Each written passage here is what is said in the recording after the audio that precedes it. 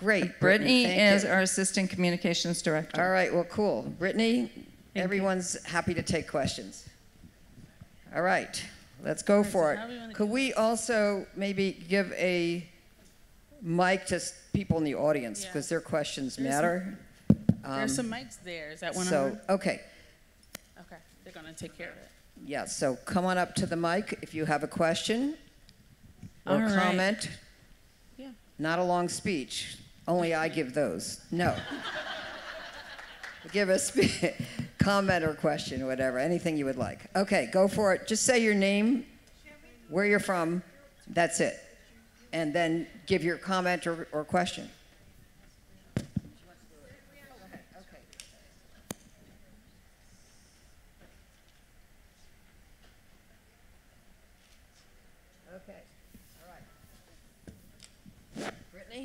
You want to start taking the questions? Sure. All right. So I know the documentary was amazing, right? Yeah? Can we give one more round of applause? That was a lot. It was incredible. And it's such an honor to have you here, all of you. So I know that you all got good questions, right? I mean, it's hard to say no to Tony, by the way. Right? Don't even try. Go ahead. Does anyone have any questions, thoughts, feelings? Did anything in the film resonate with you at all? I'm sure all of us, right?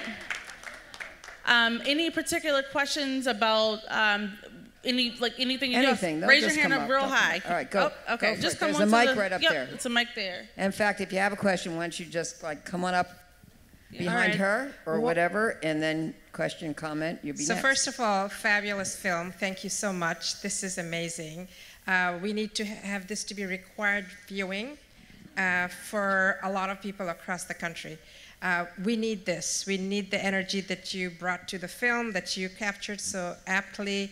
But, you know... So may I just say, I do think it should be required viewing in the White House. Yes. What do you think? Yes. My name is Nina Ahmed, and I'm from the state of Pennsylvania.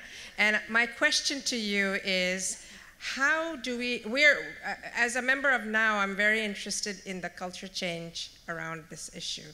We have currently in Pennsylvania folks who are egregious, who have been egregious, continue to be egregious, and holding them accountable, not just with the laws, but having a movement around it. And we want to start that and structure that in a way that we hold these people in power accountable and parade them and say, this is what happens. Whether they go to jail or not is not the issue. We bring this up and have people hold them accountable. And I would like to get your feedback as to how to structure that. And these are powerful people we're talking about. Well, I mean, when we're talking about powerful people, we're not just talking about elected officials. They can be powerful in the employment area, in your workplace, powerful in your family, powerful in the sports world, powerful in the business world, entertainment world, and educational world, religious world. So it's always a question of speaking truth to power and taking action by the powerless against the powerful. There are risks and there are benefits, and each person has to weigh the risks and the benefits. There are legal options, most of which the typical person is not aware of because people in power don't want them to know what they could do to make them accountable. And then there are political options.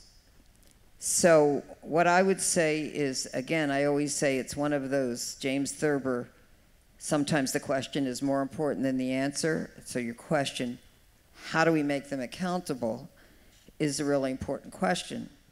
And that's why you have groups like the National Organization for Women to organize, to do what Mother Jones said, don't agonize, organize, to create options to hold the powerful accountable.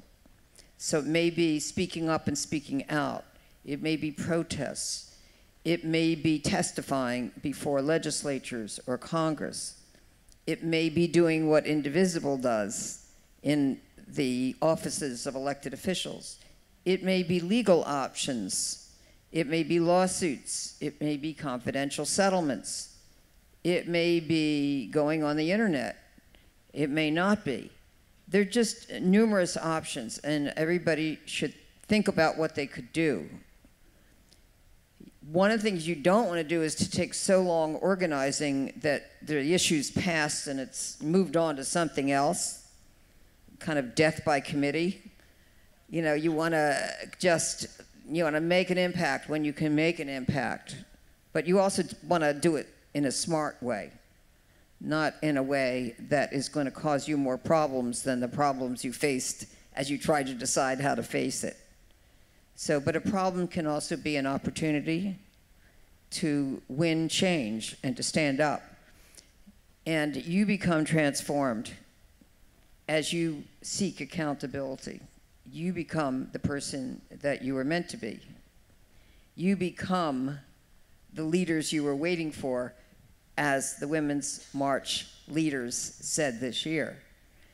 So I would say, again, the expression, don't make the perfect the enemy of the good.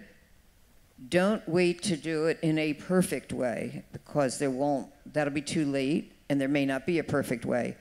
Just do the best you can do with what you have, when you can do it. And don't be demoralized because you didn't get everything you wanted, or even most of it, or even some of it.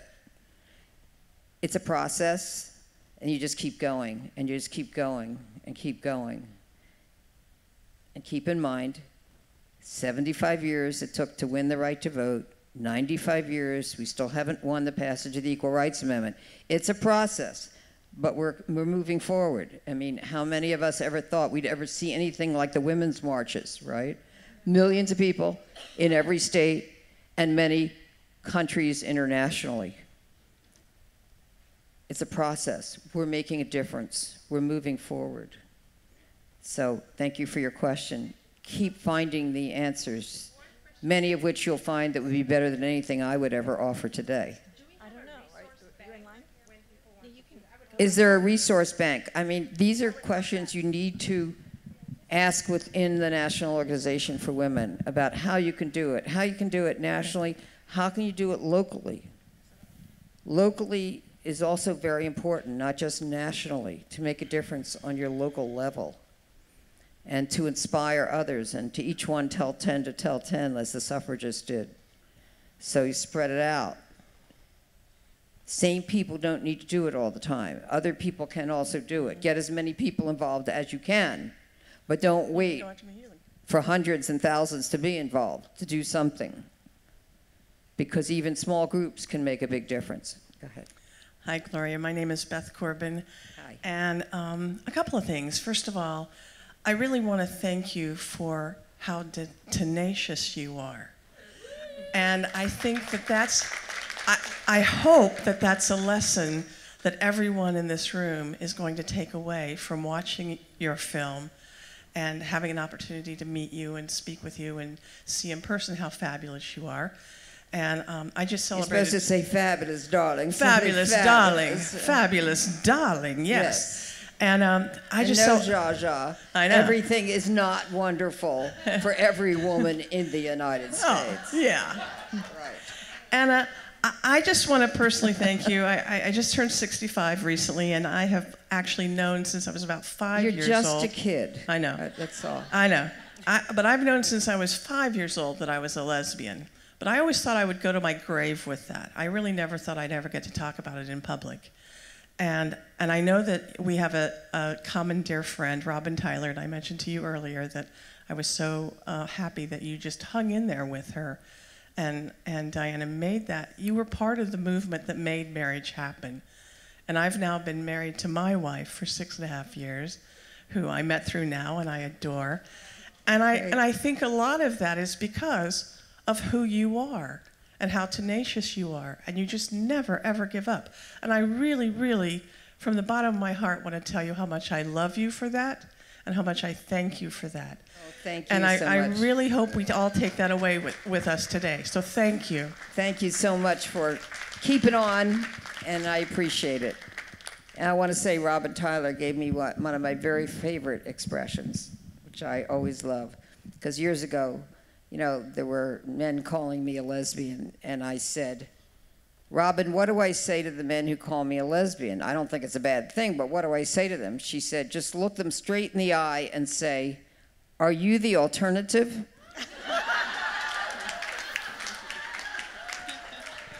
And it actually worked. It stopped them every time. They were like, no words to respond to this. So thank you. Hi, yes, I'm Catherine Campbell with California Protective Parents Association, and I want to thank all of you women, first off, for being such a great subject. I'm so enamored and grateful and realize that you have set forth shoulders for all of us, that we can be moving forward and bringing change. You have been an example for every woman. And I just want to thank you. We deal with people who are losing custody of their children because they find out their children are being raped by their husband or physically hurt by them. And in California, you have an 85% chance, one study says, of losing custody if you report it. And women are being silenced to not be able, we can't protect our children anymore. And it's a huge problem. I know your firm doesn't do anything with custody, is what I've been told. Yet these are civil rights. These are rights of women. These are rights of children. And if you want to talk about it, I'm ready to talk about it. And I do love everything you stand for and who you are and what you do, because I can see in your film, and I see in every press conference that I just see on television and not just in a film, that you care. And we need people who do that. And I have to say, I started doing these movements because I see the injustices. And what I've also learned is that the women who are strongest in this and have been doing this for years. And I'm new to this, and I realize how hard you've all been working. So thank you, and I hope I can carry a torch, a little light of yours. So thank you. Thank you so much. And you are carrying the torch just by raising the issue, because that forces all of us to think about it, and that's really important. And none of us want to be just a witness to injustice. Especially those of us in now, we're not here to be witnesses to injustice and do nothing more. We're here to be witnesses to injustice and then act and take meaningful action to help win change. So thank you, and I know it's really hard, but everything is hard for women, but that just means that it's a challenge. We're going to face it. We're going to fight for our rights, and that's what we're going to do. Yes. Hi, thank you so much for being you and for the film. It was just amazing. My name's Allie Handel, and I guess I have two questions. One is, what are you excited about what you're working on right now? And my other question is, for those of us who are trying to get this ERA finally ratified, do you have any advice from a legal perspective, or like, you know, how do we get this to finally happen? We have to keep talking about the Equal Rights Amendment. I mean, it's like with politicians. If I meet elected officials, I don't care what they want to talk about. I know what I want to talk about, and I'm going to ask them about the Equal Rights Amendment. When George Bush, the younger one, was running for president, somebody introduced me to him. And I said, and governor, he was governor at the time, and where do you stand on the passage of the Equal Rights Amendment? And he said, oh, is that coming back? Well, I'm sure he didn't want to be asked about it, but he has to be asked about it. We have to always ask them. We're not there to kiss up to them, okay? We're not there just to say nice things, all right? We can say nice things, but in addition, take your moment and ask them the hard questions. Ask them about the Equal Rights Amendment. Ask them about comparable worth pay. Ask them everything you want to ask them about anything. And don't take nonsense answers for an answer, okay? You know how to pin them down. Take your moment. You may not get another moment. Take it, okay? And that's what you need to do. And you also all need to think about running for office yourself. Do you agree? All right. And if you're not willing to do it, then you be the campaign manager or the supporter of someone who is willing to run, because they need you. Okay, are there other questions?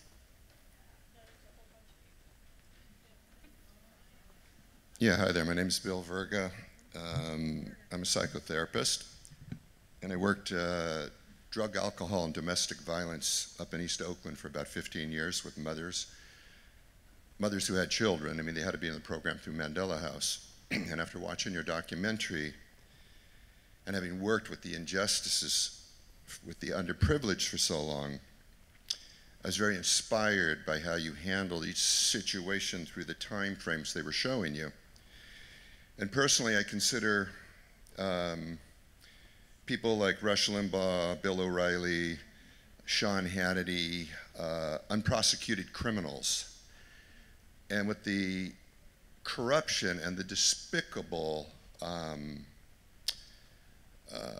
election of Trump, I think back, you know, Gary Hart had an affair and was out of it instantly for even running. And to watch Trump get off that bus and be able to say what he said and pass it off with locker room talk. Well, I played football, baseball, basketball, was a karate instructor, ski instructor. We never had that locker room talk, ever. And I'm wondering, my question is, with what you have gone through and what you have seen, how do you feel we can overcome where we're at? We just went from the first black president to maybe one of the worst, if not the worst, racist presidents, the most misogynist president, on and on and on with this stuff. And to see that roughly half the people in the country voted for him is a scary thought to me. My view is always consciousness, consciousness, consciousness. More than 3 million more voted for Hillary Rodham Clinton. Right, that's true. Yeah, and I know she didn't have the help from the Russians that Trump had, so, and Comey and so forth. It's not an excuse, it's just a description of just the facts, man, nothing but the facts, as they said. But having said that, yes, we live in dangerous times.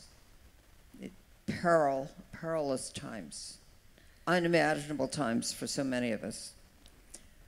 But it's the, you know, we move 2 steps forward, we move 1 back. We are still moving forward. Has anything ever mobilized us as women like the selection, some call it the election, of President Trump? Have we ever felt so deeply, so passionately about politics, about the presidency? I don't think so. Okay. So we need the blue wave in November. We really need the blue wave in November, particularly in the House, but also in the Senate. We need this. We've got to get people out to vote. We cannot afford to have people sitting at home. We never could, but now we really can't. We've got to get them out in November.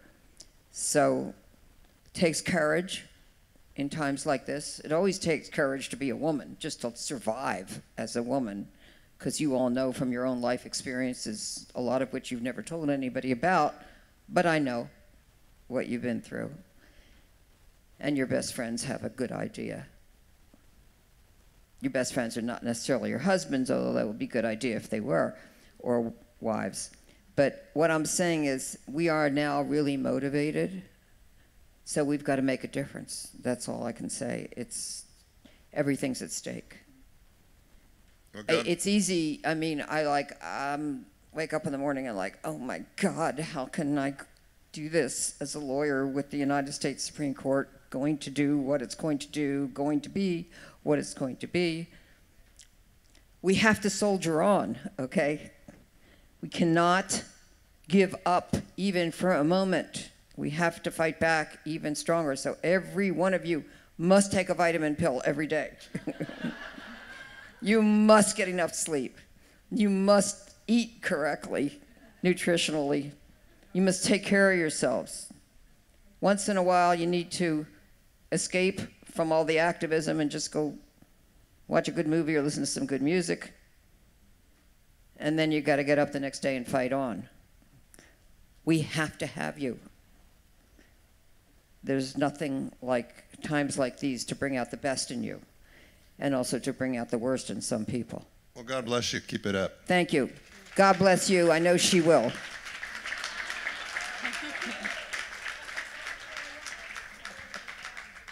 My name is Janice Rocco, and like you, I'm a former president of the Los Angeles chapter of NOW. Yay. I wanted to thank you for something that you did 8 years ago that a lot of people don't necessarily remember or maybe never knew about, but we had a governor's race in the state 8 years ago, and Jerry Brown and Meg Whitman were neck and neck in the polls until you held a press spent conference. $42 million of her own money to win the election and was far ahead in the fundraising, ahead of Governor Jerry Brown. Absolutely, and we were really afraid that we were going to have an anti-choice woman elected governor of California until you held a press conference and brought attention to her employment practices in her home. So thank you for that. I want to say, I represented her housekeeper, who was undocumented, and of course she had been railing against employers who hire undocumented housekeepers, and she terminated her, and then I was contacted, and that was quite a time, and I won't go into the rest of the story, but I say it's the first time a housekeeper was able to decide the race for governor of California. It was great.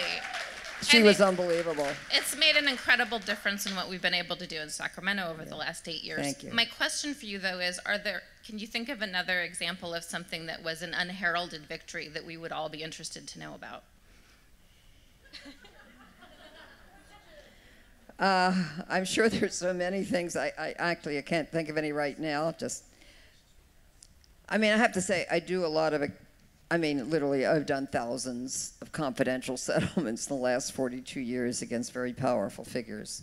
And even though I can never talk about them, never will, because that's my ethical duty, we have made many, many powerful men accountable, and I call it teaching moments for them. Teaching moments when they get a letter from me, and they go, oh, my God. They say it in different kind of language. Not the kind of language I use because I went to an all-girls school, but whatever. And then they have to meet with us, and then, well, they don't have to, but they generally are smart enough to do that, and be accountable to their victim. And then the victim hopefully gets to go on and have a new life because she's known that she's overcome the fear. And she's stood up for herself, and they've had to pay the cost of the wrong. The victim herself has not had to bear the cost of the wrong. Now we've shifted it to him, and he has to bear the cost of the wrong and be accountable to her. And to me, that's the thing unfortunately, I can never talk about, never will, because other lawyers on the other side know they can trust me not to, and then I can do a deal with them for a victim the next time. But these are very brave young women and older women, some of whom remember things from many, many, many, many years ago, and now they're coming forward. And so I'm very proud of them and their courage. It's really hard for them, but they overcome their fear. And I always quote, and I do to my little honorary granddaughter, 11 years old back there, who I always quote Mark Twain's definition of courage, which is the courage is the mastery of fear, resistance to fear. It's not the absence of fear. So we need courage now more than ever in times like this.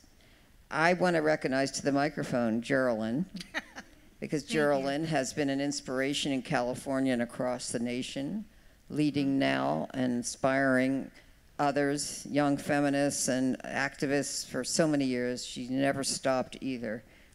But Geraldine doesn't get the credit that she deserves to have. Thank you, Geraldine. I welcome your question.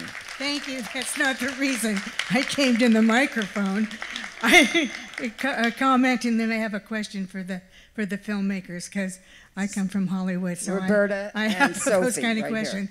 And anyway, but I want to thank you for doing the film, because years ago when I asked you to come and speak at Valley College, which you did, I had people there saying, oh, she's just a publicity hound. And so this really explains that this is not something that you sought, that this is something that evolved for you. But I thank God that you realize the value of the media and the visibility that has brought so much attention to all of these problems. So without it, so I know that that's probably not the first time that you've heard that comment, but. Well, no, I thank you for that. Yeah. And because, you know, I want voices to be heard, women's voices. Yes. That was considered pretty radical back in the 70s. Like, really? Yeah. Lawyers are supposed to speak for their clients. Why are the clients speaking? Well, because their voices matter. That's why. Yeah. And the one who told me that was Midge McKenzie, who was the wonderful creator of the BBC series Shoulder to Shoulder. And it's also a wonderful book that I treasure that I have in my office, which is the story, the actual journals of the suffragists, the Pankhursts, and the women's rights movement in the United Kingdom, and everything that they went through in their diaries and the newspaper articles. And she said, you have to help women have their voice, Gloria, because it's not just history in the past, herstory. It's happening now. Women have to be heard. And so I started bringing women forward, and I've never stopped. That's how we win change.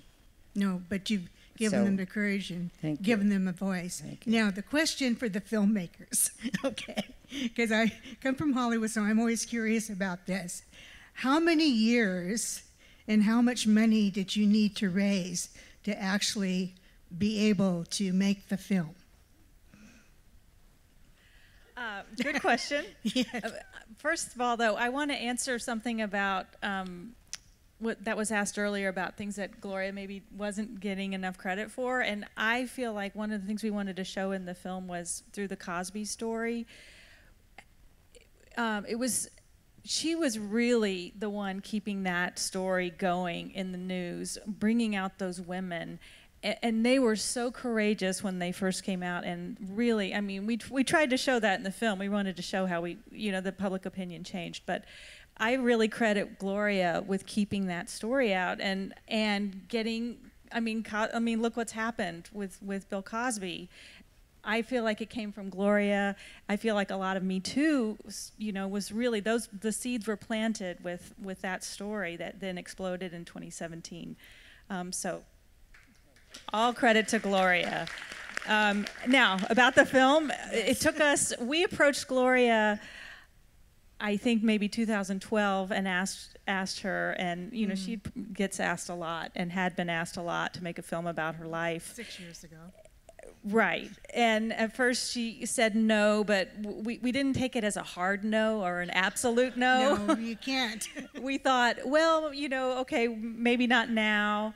And then we kind of went back. We went away for a year, and then we came back. And so we were lucky that finally around 2014, she did say yes. So our timing was really good, actually, because it was right before the Cosby story broke. In terms of money, we were scraping by for a long time with very little funds. So we were just sort of following the Cosby thread just to kind of get that. And then we partnered with Netflix. So they came in about midway through production, and we had the funds to go and do a lot of the shooting with the interviews with Gloria Steinem and Don Lemon and Greta, and to do all the fun aerial shooting and stuff like that.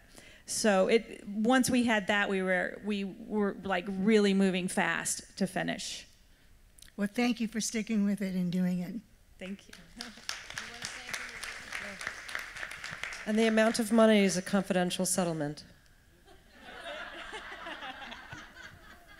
And I also want to give credit to Marta Kaufman, who is not is she the executive producer, would you say? A producer. And Marta, of course, is the co-creator of Friends on television and Grace and Frankie on Netflix and many other things. And you saw her name. She's one of the very important producers of the film. She couldn't be here tonight, but this was a film that was produced and directed by women, by feminists. So you see their perspective, and yes, it makes a difference. My name is Sushila Mertens, and I am from Nevada City, which is about 4 hours north of here. Just love the movie and your whole life story and what you do for speaking to power.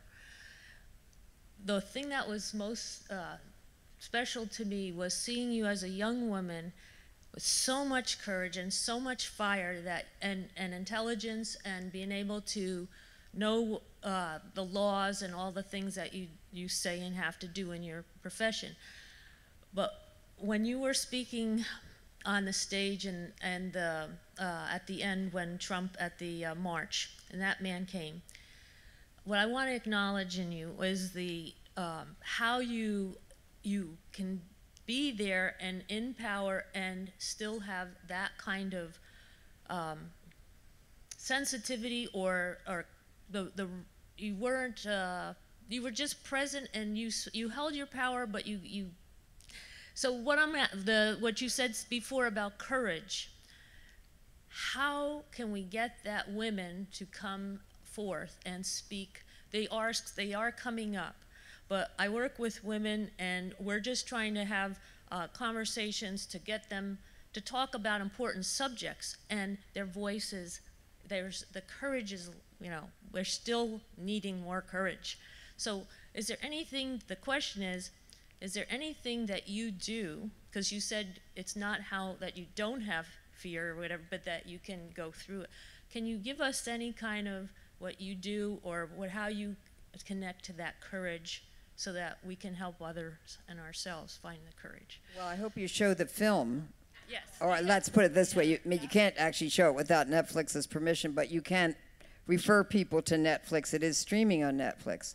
But we'll answer that question, it's important. But Sophie, talk a little bit about that moment on the steps and how that came to be. Because neither Sophie nor I knew it was about what was going to happen there. Well, yeah, that was, Gloria had to catch a train that day. That was actually the day after the Women's March, and we were planning just to go grab some quiet shots of her around the monuments. Right, and we said, and she had to catch a train, and we said, Gloria, we'll pick you up an hour early and maybe just run over there. So we went there, and but you didn't know it was going to be a protest. Not at all. No, we didn't know that there would be anybody there or that there would be a protest. And we walked up there to the top to get our shot. And then there was all this stuff going on, and the park police did not want us to be there. They kind of wanted to shoo us off of there. So we were going down the steps. I was with our cameraman, Alex. We were going down the steps, and all of a sudden I lost Gloria. She just kind of went diagonal right into the middle of the protesters. And the next thing I knew, she was, this guy was up in her face. And so I actually shot that with my iPhone, that last bit there, and it just kind of happened spontaneously, and I was really scared, but I was, as you pointed out, I was really also just amazed at Gloria's presence and how much respect she showed for him and was able to diffuse a situation that could have gone in a different direction. So then once she gave her speech too, and Alex was down below because he had been sort of booted off the steps. And so then they really wanted to get us out of there. But in the car afterwards, I was crying because I was so scared, but Gloria you were fine. She was like, okay, that was good. Yeah, well, what happened was I saw all these protesters, and I was supposed to be off to the side for Sophie to get her single shot. And I thought, what's wrong with this picture? I'm off to the side. All these people are protesting from the Women's March. That's not right. I have to be supporting the protesters. So I just kind of like worked my way in. And then I saw these people with the Great America, Make America, though I didn't say Make America Hate Again. That's what I was thinking. It was Make America Great Again. I get it. Hats. And so I thought, I'm just going to be naughty and like just stand behind them. And they won't even know that I'm there because they're facing forward. And that'll be a funny picture from below. They'll have the hats and then my little face will be sticking out. Okay. So it's kind of a naughty moment. You know, you can be in your 70s and still feel naughty. I promise you that. So anyway, so I'm there, and all of a sudden, I had no idea they were going to do this. They turned around, and they saw me, and they were like, Gloria Allred, you know, like their worst nightmare, right behind them. And that's when they started in. And that's when they were like in my face, getting literally in and around me. And so then I just had to think, okay, be calm, think about how to respond to this. I'm not going to compromise my values or what I stand for because they're in my face. On the other hand, you know, I have to try to diffuse them a bit because there are also other people around. I don't want anybody to get hurt. So I started talking. The reason, the thing first is to listen, of course, which I did. I let them talk because they wanted to talk. Of course, they wanted a fight or an argument from me, and my sense was they would be really disappointed if they weren't going to get that. So I had to disappoint them because I needed to take them down a notch in terms of defusing them. And so that's what happened. The audio was not good because Sophie didn't know I was going to be doing this, okay, that I was going to have my naughty moment there, and that all of a sudden I'd be in a confrontation with Trump supporters. But anyway, it all worked out because if you show respect to people and you listen to them and you try to engage them in a conversation rather than an argument, you have better chance of helping them to learn something perhaps or hear something. And maybe you've heard something that might make an impact on you in some way. Doesn't mean you're going to agree, but have an impact. So that's what happened. Courage has to be learned. Courage, people need to know that fear is a weapon that keeps women down and subordinated and deprived of their rights and denied their rights, and minorities. And people can learn how to become empowered and fight through the fear when they see that the benefits can be more than the risks. And once they become empowered, like they never want to go back, they can't go back to being unempowered again because they've been transformed. So whatever we can do to help them to understand that there is a benefit, the more benefits than risks in being courageous, that the cost of living in fear can be greater than the cost of fighting through the fear and being courageous. It's all a balancing. There is a great cost of women being subordinated. We see the cost. They have their anger about their lives. Every woman has it to some extent. Some women will tranquilize themselves out of it, take drugs, alcohol abuse, you know, all of that. It's escape from the fear and the pain. I say, don't escape from the fear and the pain. Feel it and move forward with it. Take it as a precious source of energy and take that rage and move it outward into constructive action to win change. It's a very useful source of energy, anger, about your life. So I don't want you to like feel better. I mean, like, forget it. No, own it, take it, use it. It'll propel you forward.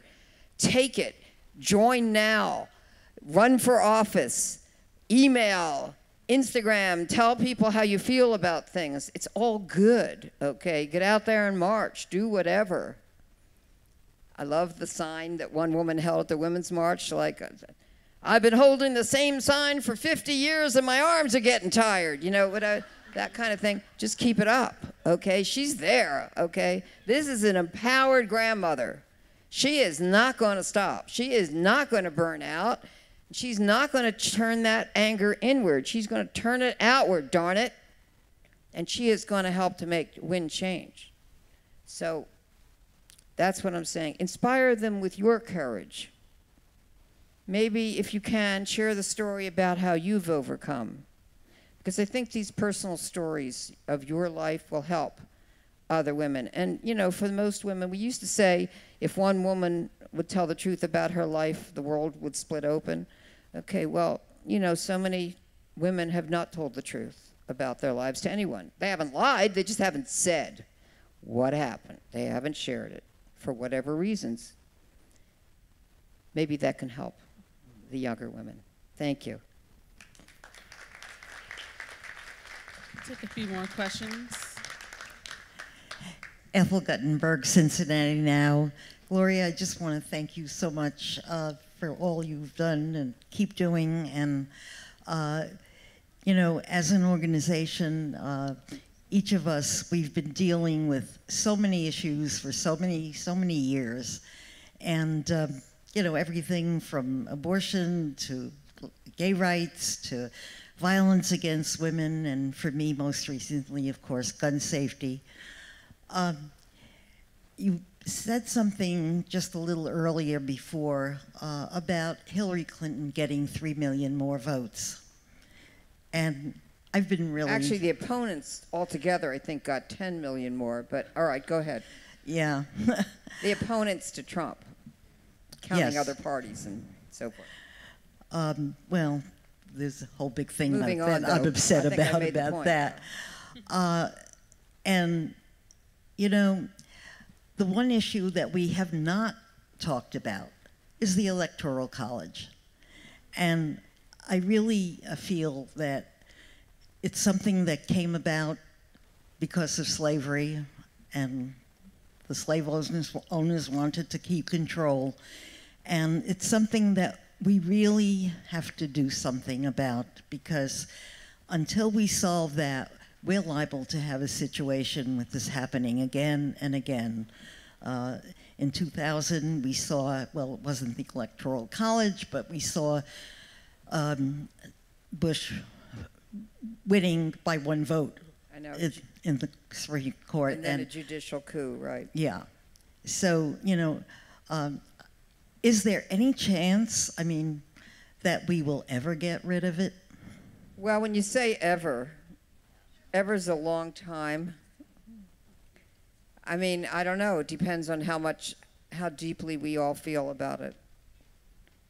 And you're right, there's so many issues. But just because we can't do everything doesn't mean we should do nothing. Each one of us take the issues we care most about, or the ones we think we can most be effective about, and just soldier on. And for those who, I agree with you, it's a very important issue. So I don't know. I think sometime it will happen. I don't know when that sometime will be. Hope is the last to die. I'm not going to give up hope. On the other hand, hope is a child's word. So I don't usually talk about hoping for anything. I talk about acting to win change, which is different than just sitting there hoping. So I guess we'll have to hope and work to win change. Thank you for the question.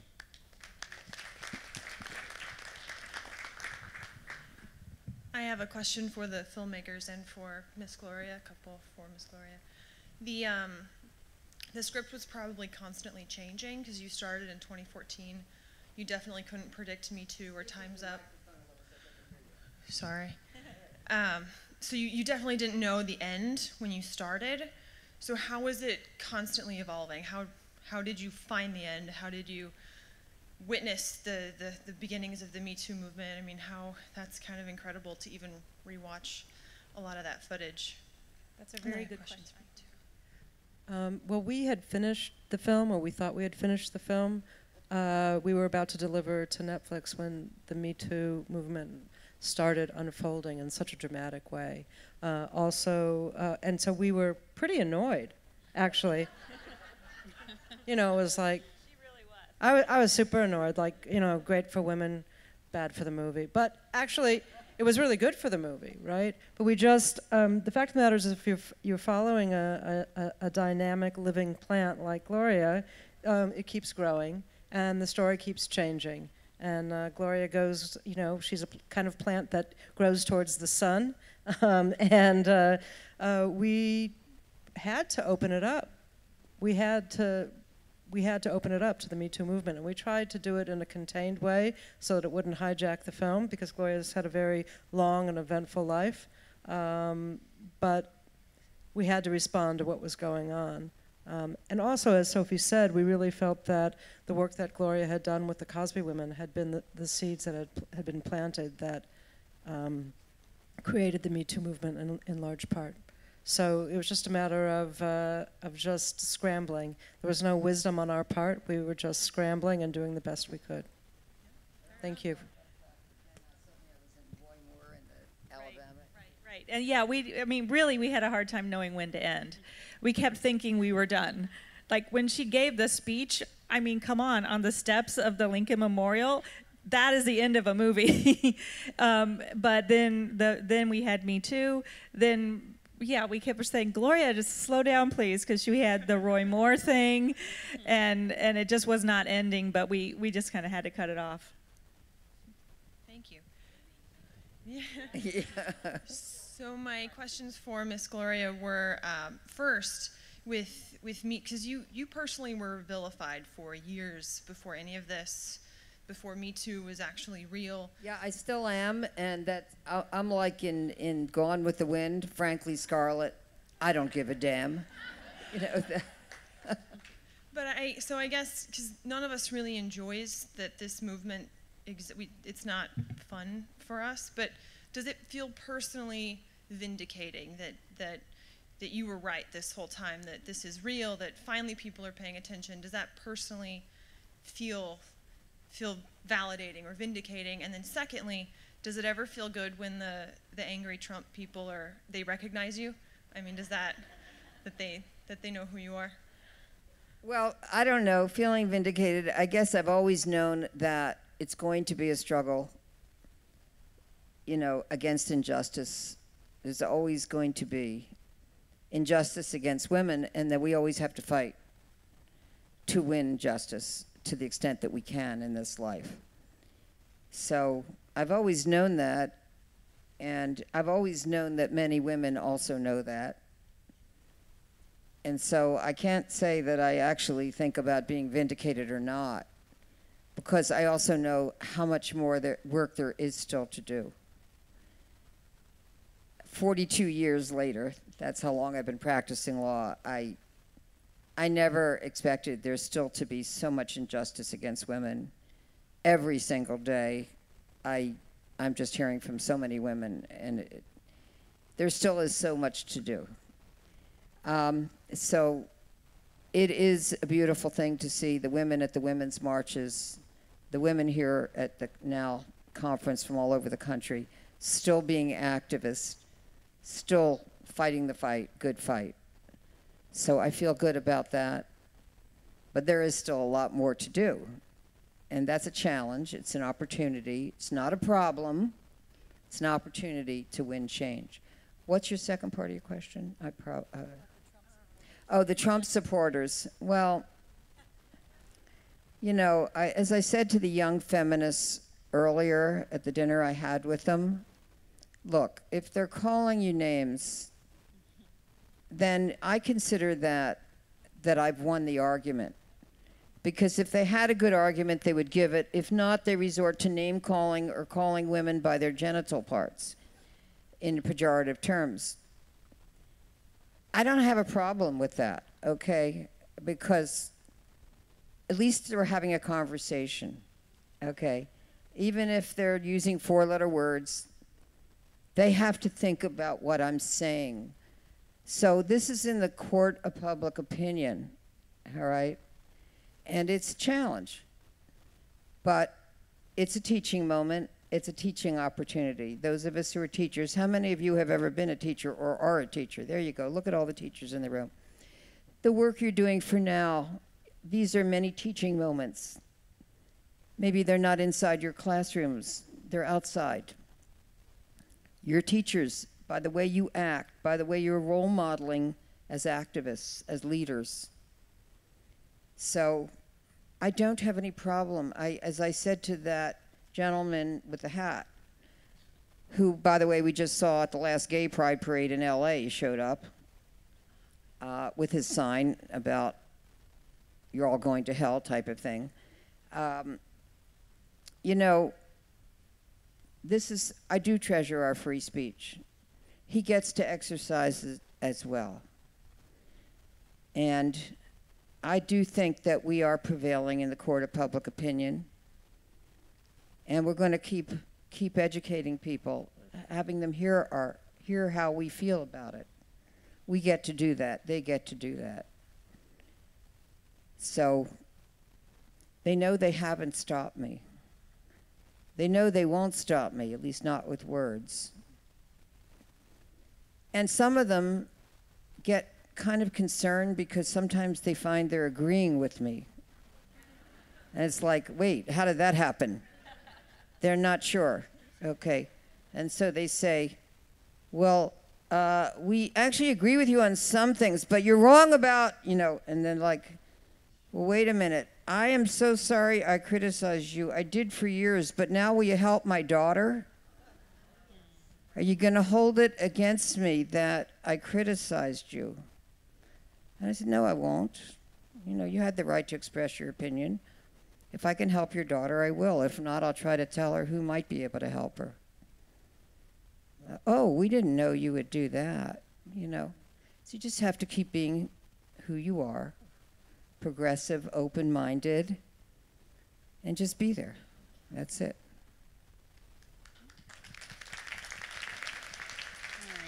So do we have one last question? Do we have how many more questions we have?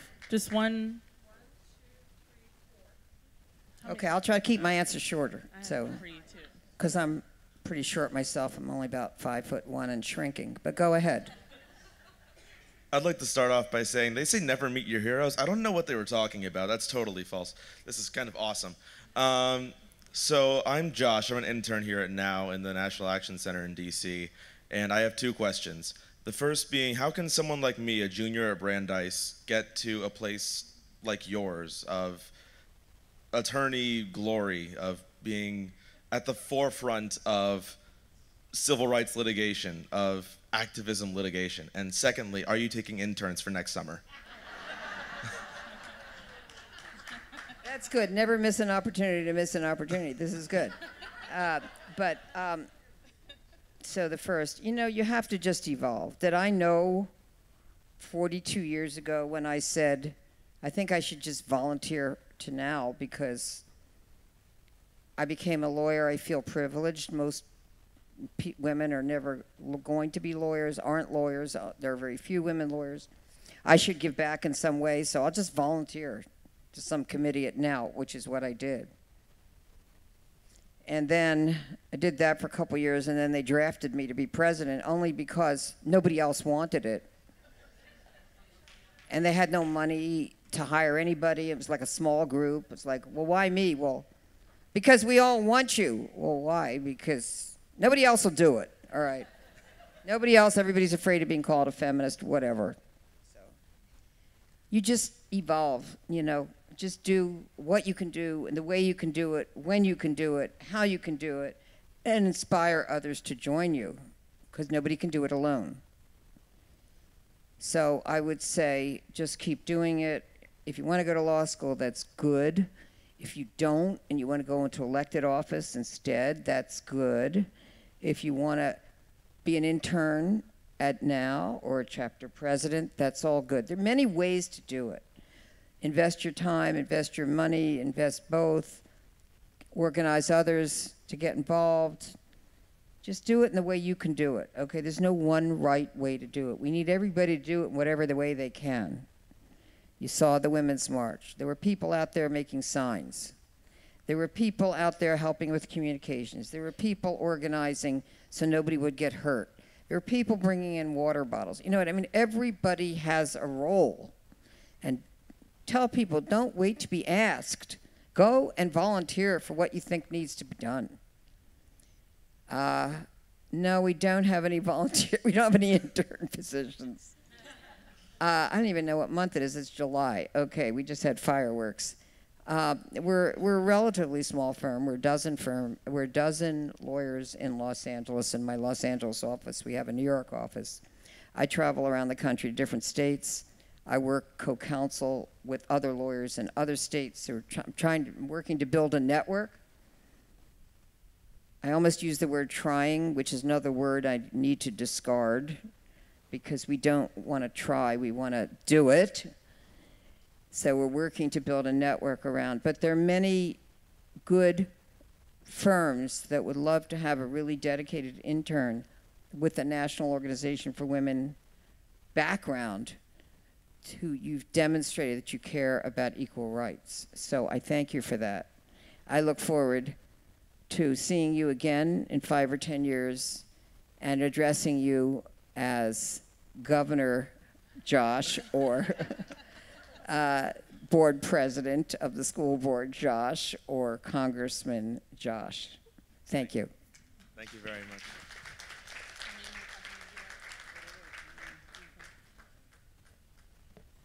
I'll be quick. I am a lifelong member of NOW.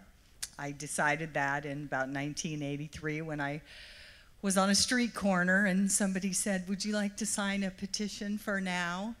And I said, "Oh, I thought they were going to that?" say, "I'll give you $50," which would have been really insulting. But go ahead. Unless it no, was for I now. had to give them money, actually. Okay. All right. But I just want to say thank you for all you've done. Watching the film was so great because it brought back so many memories of things that, you know, we've lived through and have all had a resonance with. Even if we didn't go exactly through what some of the women went through, we know someone who did. And I think that's why, you know, NOW has been such a strong organization. I'm a member, I will always be a member, and I just want to say thank you, and I'm waiting for the sequel also.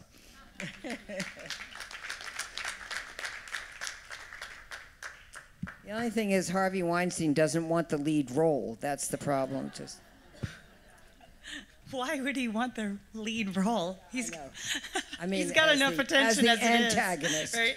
Yes.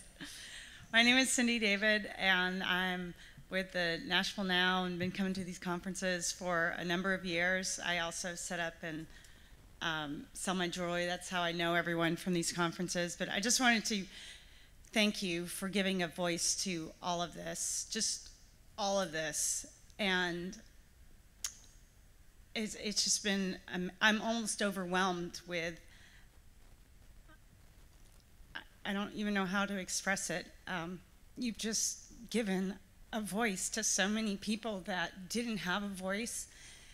And when I see pictures and things of you when you were younger, you're just as consistent as you were in your younger days as you are now. And your voice and what you have to say and the fight that you're fighting is just as strong as it was then as it is now.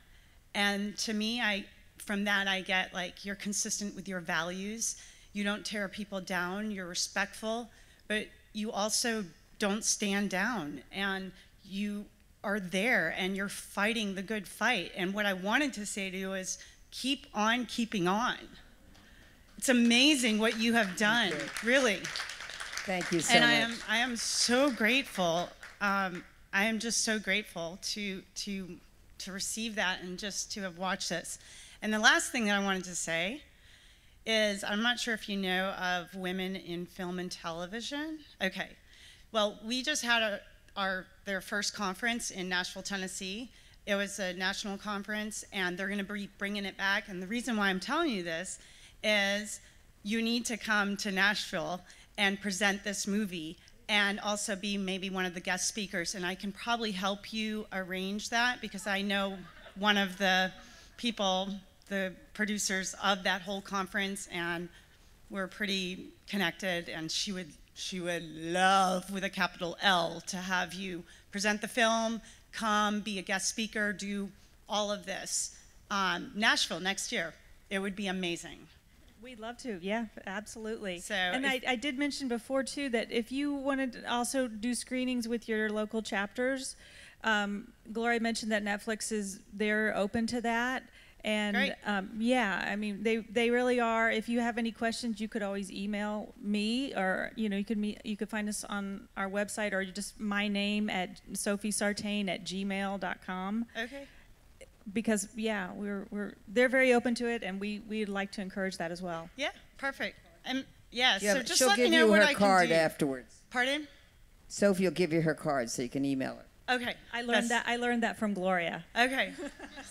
That sounds great. Well, thank you so very much. And like I said, just keep on keeping on. Thank you. Great. We will. Thank you so much.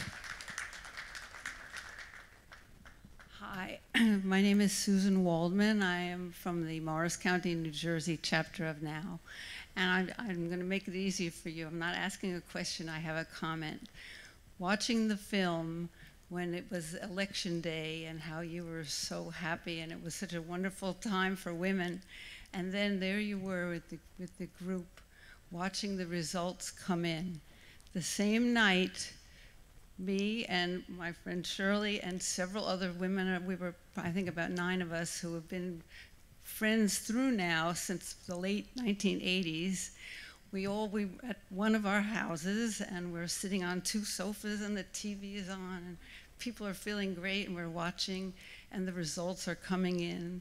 And I saw how the body language of the group sort of sinking, and that was the same with us. We all sunk into the sofas. It was just like this shrinking group of women, and we couldn't believe it. We all felt like crying. It was really horrible, and we didn't know how horrible it really was, because it's much more horrible now than we thought. So thank you for sharing your life with us. It was amazing. Thank you so much. And a lot of people have said that was like painful. It's so painful to watch that because it brings back those memories. But again, we must see that pain. We must feel that pain.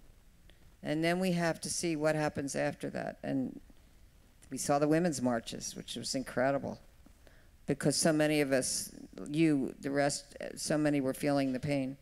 So we have to let women know that, we go through that, not just with Hillary, with many issues. But that was really poignant. But that we will move on, and we can take our power and we can become empowered to fight back. So that's what you see. So I'm glad you showed that. Yeah. It was hard. Go ahead.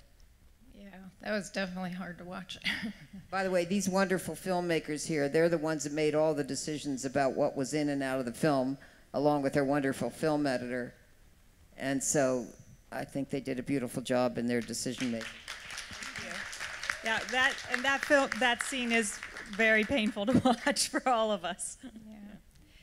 My name is Nancy Merritt. I'm from San Francisco, and I've been working with the peace and nonviolence movement for years and years, and trying to create a U.S. Department of Peace building.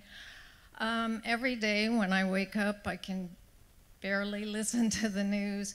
What would you do? What would you say if Donald Trump walked in that door? What would you say to him? Of course, another question is, what would he say if I walked in that door?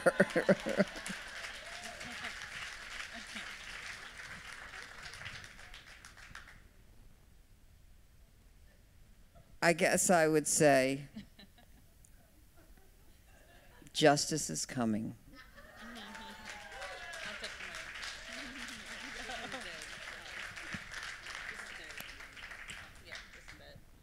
Alrighty, thank you so much. So now that we don't have anyone else for questions, thanks for all the questions that you all have asked. I actually have a question of my own. And I'll take the last. So I live in Baltimore, and this film resonated with me so much because of the work that myself identify as a black feminist. A lot of other women in Baltimore identify as black feminists. Since the Me Too movement exploded, we have been doing anti-rape work in Baltimore.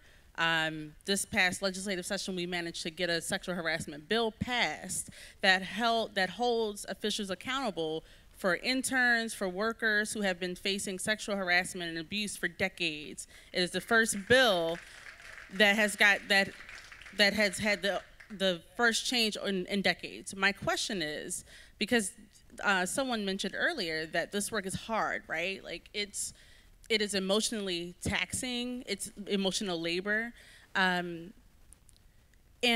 in my experience as an organizer, now I'm an organizer outside of the work I do in communications, but the retaliation that young women of color, young black women such as myself are facing, not only from the far rights or whatever, but like from my own peers, from people who look like me too. And so there are a number of people that are just not used to, what is this black girl in Baltimore running around talking about end of rape culture for? And so when I see films like this, it lets me know that this work must continue, and I never back down, and that's why you inspire me so much. What advice do you have for young women who are doing this work? And any advice or tips that you have on how we can continue to press forward despite the pushback, the fierce pushback that we are getting, intimidation tactics, online harassment. I mean, you name it, we're going through it. Any advice or tips would be great, because I know that there are some other younger folks in the audience as well. So I want to make sure I uplift that. So. Thank you, Brittany, and thank you for all the work you've done to make this a successful conference for now. So let's give Brittany a round of applause. Thank you. Well, Brittany, the suffragists said that women who are afraid to risk the displeasure of men will never do anything meaningful for women's rights. So that is a risk. It's not just men, but, I always say women, we say men are not the enemy, women are not the enemy, ignorance is the enemy. And so you need to understand that there would be no pushback if you weren't doing something important. So just look at it that way and say, I must have done something important or said something important to get all this pushback. In terms of retaliation, I would say focus on the positive. Go with the light, not the darkness. Go with the light of the change you're making, and that you're winning, and that the difference you've made because you spoke up, because you worked to win the change in the laws. Give yourself credit for that. I was telling the young feminists that women are very good at taking blame for things they're not responsible for, and they're not very good at taking credit for the things that they deserve credit for. So we gotta turn that around and go to the light and give yourself credit for the light you brought into this world by the change you've won, that you've worked for, that was so hard, as you said, to win and emotionally taxing. That's what you need to do. If they're not talking about what you've done and criticizing you, you probably haven't done anything important at all. Yeah, maybe you haven't done anything, period. So if you want to be free of criticism, then I guess you don't want to be part of the movement for change. But then again, that means you know that there are injustices that you're not addressing. And you're smart, and you're educated, and you can't turn your back on injustice because you feel it inside, and you can't escape from it. You can try to go walk on the beach or go shopping, go to the movies, go dance, but it's always there because you know it. and you feel compelled to do something about it. So I always say, look, whatever I go through, nothing compared to what the suffragists went through. Nothing compares to what those in the South went through when they refused to take second-class citizenship as normal, as acceptable. People sacrificed their lives. They didn't just get blue back on the internet because there was no internet. Okay? They took real risks for justice. They stood up. Martin Luther King Jr., may he rest in peace, he knew what risks he was taking for justice. God bless him, he took those risks. And he knew they'd never get to the mountain, but he knew that what he was doing mattered to other people. And for that, we thank him and we bless him and we emulate him. And we emulate Rosa Parks. And we keep on with our shero, Hillary, who people say, oh, she shouldn't be talking anymore. She's, she lost. You keep having your voice, Hillary. We want to hear it. You remain our shero. You were courageous like no other woman politician I've ever heard of. And we're going to have our heroes. And you're one of them. Okay? You don't have to be famous, like I said earlier today. You don't have to be wealthy. You don't have to be an elected official. You just have to be the hero of your own life. And you each have that challenge. So keep on being your own shero, and you will continue to inspire others. Thank you.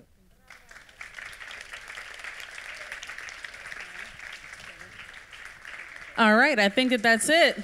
Please give a round of applause to Gloria Allred and as well as the producers. Such an honor.